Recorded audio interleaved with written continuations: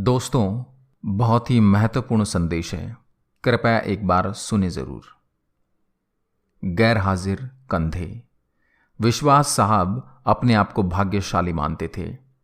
कारण यह था कि उनके दोनों पुत्र आईआईटी करने के बाद लगभग 1 करोड़ रुपए का वेतन अमेरिका में प्राप्त कर रहे थे।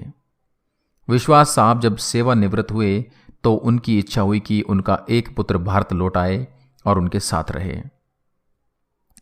परंतु अमेरिका जाने के बाद कोई पुत्र भारत आने को तैयार नहीं हुआ। उल्टे उन्होंने विश्वास साहब को अमेरिका आकर बसने की सलाह दी। विश्वास साहब अपनी पत्नी भावना के साथ अमेरिका चले गए, परंतु उनका मन वहां बिल्कुल भी नहीं लगा और वे भारत लौट आए। दुर्भाग्य से विश्वास साहब की पत्नी को लकवा हो गया और पत्नी पूर्णतः पति की सेवा पर निर्भर हो गई।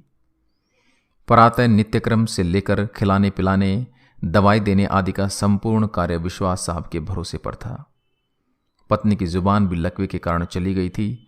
विश्वास साहब पूर्ण निष्ठा और स्नेह से पति धर्म का निर्वाह कर रहे थे।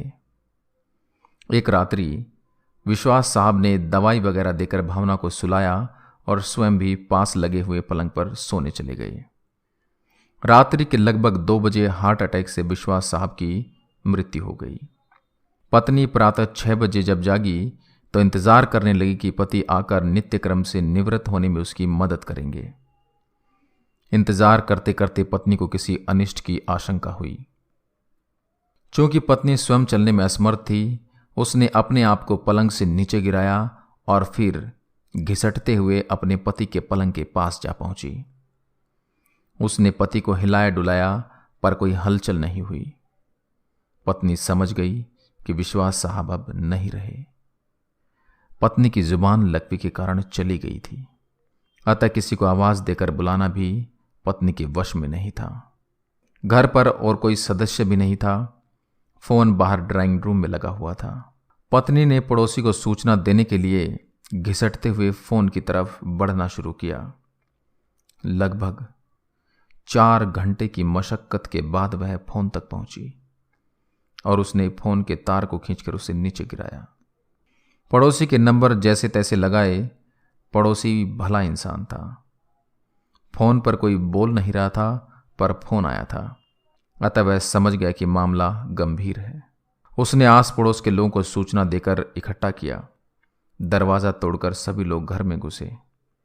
उन्होंने देखा विश्वास साहब पलंग पर मृत पड़े थे तथा पत्नी भावना टेलीफोन के पास मृत पड़ी थी। पहले विश्वास और फिर भावना की मौत हुई। जनाजा दोनों का साथ साथ निकला। पूरा मोहल्ला कंधा दे रहा था, परंतु 2 कंधे मौजूद नहीं थे जिसकी मां बाप को सबसे ज्यादा उम्मीद थी। शायद वे कंधे करोड़ों रुपए की कमाई के भार के साथ अति महत्वाकांक्षा से पहले ही दबे हुए थे। लोग बाग लगाते हैं फल के लिए, औलाद पालते हैं बुढ़ापे के लिए।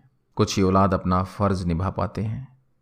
अति सुंदर कहा है कवि ने, मत शिक्षा दो इन बच्चों को चांद सितारे छूने की। चांद सितारे छूने वाले छू मंतर हो जाएंगे। अगर दे सको शिक्षा तो दो तुम इन्हें चरण छू लेने की। जो मिट्टी से जुड़े रहेंगे वही रिश्ते निभाएंगे। कृपया इसे बच्चों को जरूर सुनाएं। अच्छा लगे तो अपने दोस्तों के साथ शेयर करें। जय हिंद, जय भारत।